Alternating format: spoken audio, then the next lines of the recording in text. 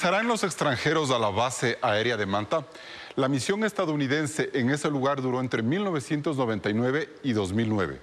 El convenio bilateral terminó en septiembre de ese año y los militares norteamericanos dejaron las instalaciones nuevamente en manos de las autoridades ecuatorianas, que decidieron no prorrogar dicho instrumento de cooperación. A la par, la Constitución de Montecristi, refrendada en 2008 durante el mandato de Rafael Correa, prohibía ya el estacionamiento permanente de tropas extranjeras en el país. 15 años después, el presidente Daniel Noboa busca cambiar el artículo 5 de la Carta Política a través de un referendo. La pregunta que propone es: ¿está usted de acuerdo con eliminar la prohibición de establecer bases militares o extranjeras o instalaciones extranjeras con ese propósito, y también de ceder bases militares nacionales a Fuerzas Armadas o de seguridad extranjera, reformando parcialmente la Constitución de conformidad con el anexo de la pregunta? Antes de que este planteamiento llegue a las urnas, debe pasar en Asamblea por una comisión ocasional presidida por el correísmo. Y para hablar de ello está en el set de contacto directo Gisela Garzón, asambleísta de la Revolución Ciudadana y presidenta de esa comisión. Buenos días, legisladora, bienvenida a Contacto Directo. Buenos días, gracias por el espacio, un saludo a la audiencia. ¿En qué consistirá su trabajo al frente de la comisión ocasional que tramitará la reforma constitucional del presidente Noboa, asambleísta, para permitir la instalación de bases extranjeras en el país? Primero, un contexto bastante breve respecto a en qué condición estamos y por qué esta comisión se crea.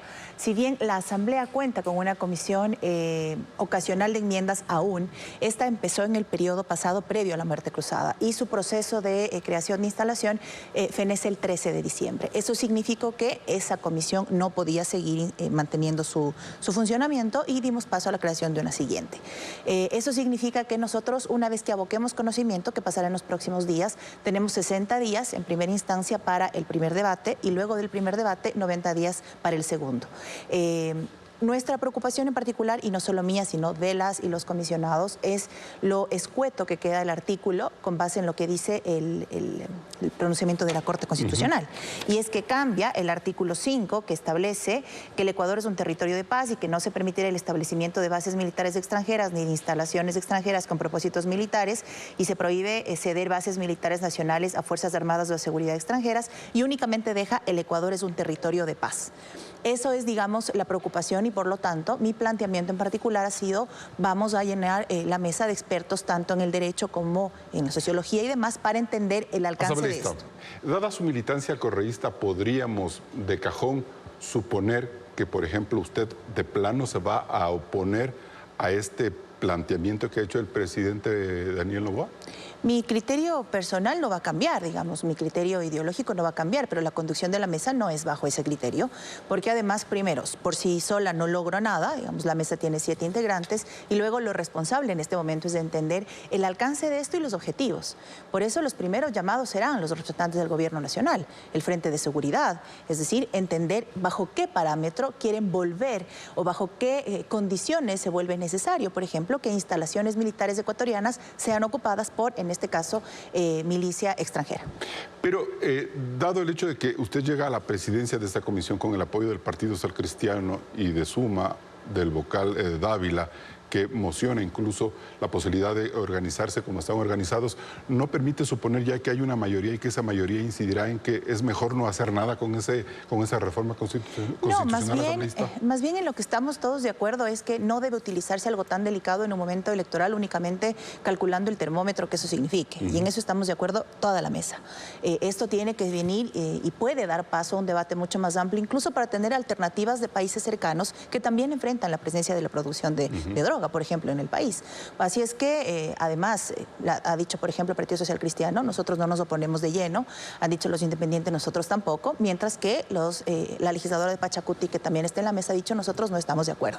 Es decir, hay una diversidad de criterios y me parece que se subsana con una presencia técnica en la mesa. Ahora, no hay cómo preocuparse, ponerse a la expectativa de que en esta comisión ocurra lo que precisamente ocurrió con la comisión que analizó la muerte de Fernando Villavicencio, en el sentido de que la presión de su partido y de otras fuerzas fue tal que terminaron aprobando un informe inverosímil en el que decían que al candidato presidencial le mató la delincuencia y que no fue un crimen político, por ejemplo. En eso derivó esa comisión. No creo porque, digamos, más allá de las características políticas y el precedente que sienta ese asesinato en particular, en este caso tenemos una ruta que seguir similar a la que ya la Asamblea trató en reforma constitucional respecto al apoyo complementario de las Fuerzas Armadas a la policía. Es decir, ya tenemos un antecedente como legislativo de qué debemos hacer y hacia dónde orillamos el debate. Eso no significa que no habrá, digamos, presencia de criterios políticos. De hecho, el gobierno, con su representante, lo planteará con claridad. Pero en nuestro caso en particular, tenemos ya un camino a seguir con este antecedente que la misma Asamblea hizo con esta anterior comisión. Tomando en cuenta que usted tiene una posición muy clara frente al tema y el correísmo también, ¿qué aspectos pueden parecerle a usted o a la Revolución Ciudadana potables en donde podamos ver hacia dónde va a caminar, tomando en cuenta que uno de los elementos fundacionales de Alianza País en ese momento de la Revolución Ciudadana ahora fue repudiar el acuerdo de la base de Manta del año 99? Es que ya el país lo sabe y la historia lo cuenta. No por el hecho de no retomar de nuevo el convenio de la base extranjera significó que la seguridad fue peor en nuestro país en ese tiempo. Que ahora las condiciones han cambiado no solo por la decisión política de no hacer nada de los siguientes gobiernos al de la Revolución Ciudadana, sino particularmente de no atender no solo lo de la seguridad, sino lo social, educación y demás. La situación es distinta. Más bien nuestra preocupación allí y lo que queremos saber es que ¿cuál es el objetivo de esto? Es decir, ok, el gobierno va a tener este tema, si es que se aprueba en la Asamblea, que es el paso previo, y una vez que se aplique, si la gente lo decide así en las urnas, porque esto decanta en un referendo, ¿en cuánto tiempo se va a sentir alguna huella positiva de esta posible colaboración? Porque lo que nos dicen, con esto termino, lo que nos dicen es, no va a ser un tema de injerencia en nuestras decisiones, sino de apoyo logístico para que nuestra gente esté mejor capacitada. Eso ya ha venido ocurriendo y tampoco es que sentimos mejores condiciones de nuestro país, lamentablemente. Ahora, ¿por qué la Revolución Ciudadana se opone tanto a tener una base o que existe en una base ecuatoriana el apoyo logístico de otro país? Porque eso fue lo que ocurrió desde el 99. No es que la base se le dio a los Estados Unidos, sino que la base fue ocupada con una cooperación con Ecuador y Estados Unidos. Nuestro gobierno demostró que fortaleciendo el Estado, invirtiendo en lo público, desde la seguridad hasta la política social, se puede transformar la realidad y el tejido sin necesidad de una dependencia externa que no sea una cuestión, digamos, de apoyo logístico como se lo plantea ahora. Las preocupaciones y lo que cuenta la historia, por ejemplo, es que la presencia de militares en ese momento estadounidenses no estaba regida bajo ninguna norma. No había ningún control. Y eso no puede ocurrir en un país que se precia de ser no solo, digamos, patria, nación, sino que además tiene una línea clara que viene de la mano de su Constitución. ¿Cuál es esa línea clara, asambleísta, para que la gente nos entienda? Ese es, por ejemplo, uno de los puntos en consenso en la mesa. ¿Hasta dónde puede llegar un respaldo extranjero? ¿A mermar completamente las capacidades de nuestra propia fuerza pública o a sumarse para que esa fuerza pública cambie su concepción y cambie su forma de capacitarse, por ejemplo? Ese es uno de los temas hacia donde llevaremos el debate. Porque lo que ocurrió en ese momento, en efecto, es que no había ni Dios ni ley para esa milicia extranjera presente en el Ecuador. Y eso al día de hoy no debería pasar, más aún con la cantidad de norma que tenemos en el país, sobre todo para que las fuerzas públicas, entiéndase militares y policía, puedan actuar. A ver, pero el acuerdo del FOL de 1999, lo que planteaba era la posibilidad de que el apoyo de militares extranjeros ayuden a Ecuador a combatir el narcotráfico. Y vemos que 15 años después el país está completamente hundido en el problema del narcotráfico y de la penetración de las mafias en el Estado. Entonces, no resulta no sé, un retroceso seguir debatiendo sobre temas de soberanía, de injerencia, cuando lo que realmente se propone como gobierno es una alianza con otros países para combatir ese crimen. Pero nos vienen hablando los últimos 3 gobiernos de una alianza con diferentes gobiernos para que ellos simplemente no lo logran, porque piensan que únicamente es cuestión de discurso. Y la realidad es que los territorios más golpeados por la presencia de la delincuencia y el crimen organizado y por lo tanto todo lo que implica el narcotráfico y demás son los más empobrecidos y los que más ausencia del Estado tienen a través de sus servicios. No es una cuestión de darle a la gente todo gratis, sino que los adolescentes tengan un aula donde llegar a estudiar y no sea el grupo de delincuencia organizada el espacio al que puedan ser acogidos. Pero también se podría decir que a partir del año 2009, cuando se fue el apoyo o la cooperación de los Estados Unidos de la base de Manta, toda la zona de la costa norte del país se hundió en el narcotráfico y hemos visto que ha caminado eso de manera consistente y permanente en los últimos 15 años, desde el 9 hasta el 15. Por ejemplo, con base en la información que tenemos y con fuente de la Policía Nacional, el Ministerio de Gobierno, hay un descenso, por ejemplo, en muertes violentas durante el gobierno de la Revolución Ciudadana. Es decir, la salida o la terminación o la no renovación del convenio no significó que las cosas se pusieron peor. ¿Qué pasa el día de hoy? Y por eso es importante no solo la presencia de juristas en este proceso de construcción, sino de historiadores y de sociólogos, entender por qué esto, el momento en el que cambia la perspectiva de gobierno, se trastoca.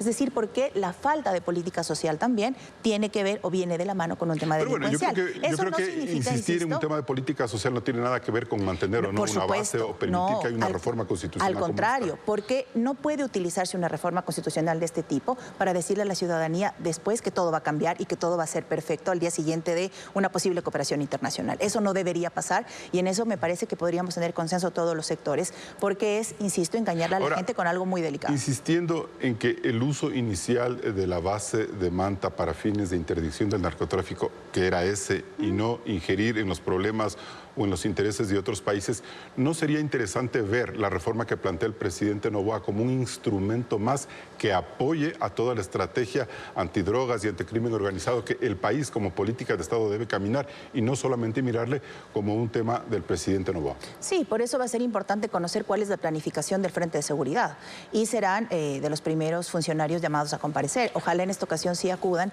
Digo ojalá porque, por ejemplo, a modo de paréntesis, cuando construíamos las reformas legales a propósito de la pasada consulta popular, el gobierno fue el gran ausente. Y en esta ocasión me parece que por responsabilidad y al tratarse de una propuesta del presidente de la República, el Frente de Seguridad deberá ser el primero en estar, si es que la sesión tiene que declararse en reserva bajo cualquier criterio de índole de seguridad nacional, lo haremos sin ningún problema. ¿Usted y el correísmo en primera parte sí analizarían esta reforma, considerarían que este proyecto de referéndum, de cambio constitucional, es positivo y se lo debe hacer?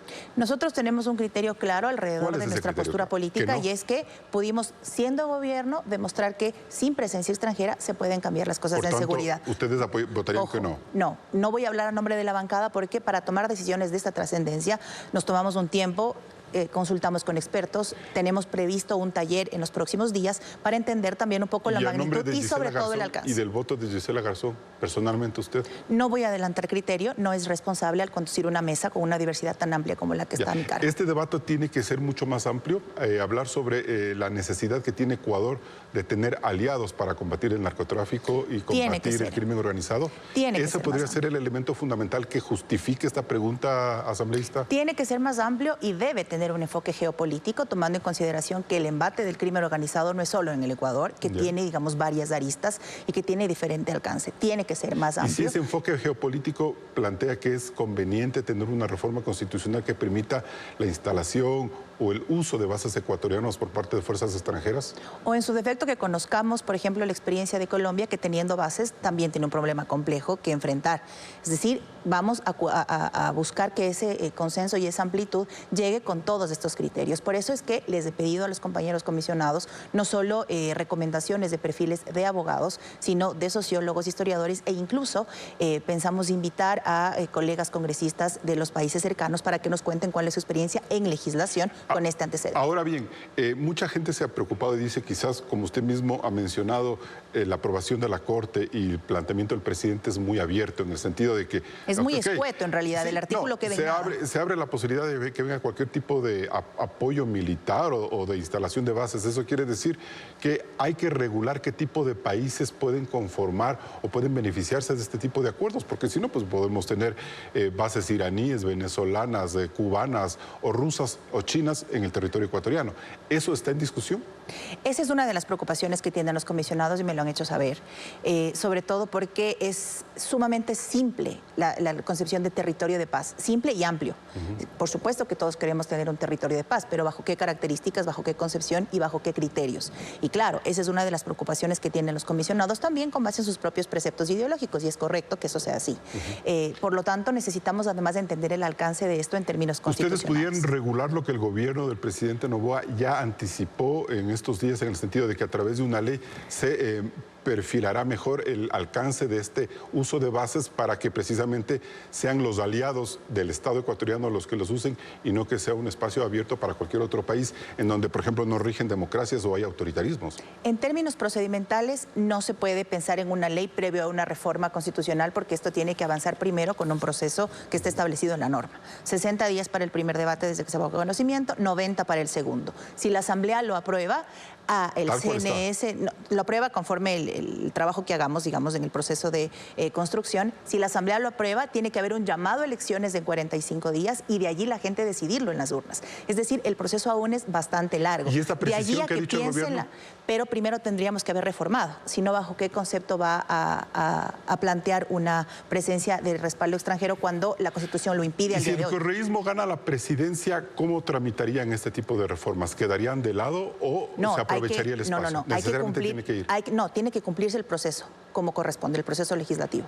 Por ejemplo, en el anterior periodo, antes de la muerte cruzada, empezamos a analizar el tema de policía y Fuerzas Armadas con apoyo complementario. Vino la muerte cruzada y este periodo legislativo lo tuvo que completar. Los procesos tienen que cerrarse porque es parte de la institucionalidad. Bien, Gisela Garzón, asambleísta de la Revolución Ciudadana, gracias por estar en contacto directo. Gracias a ustedes.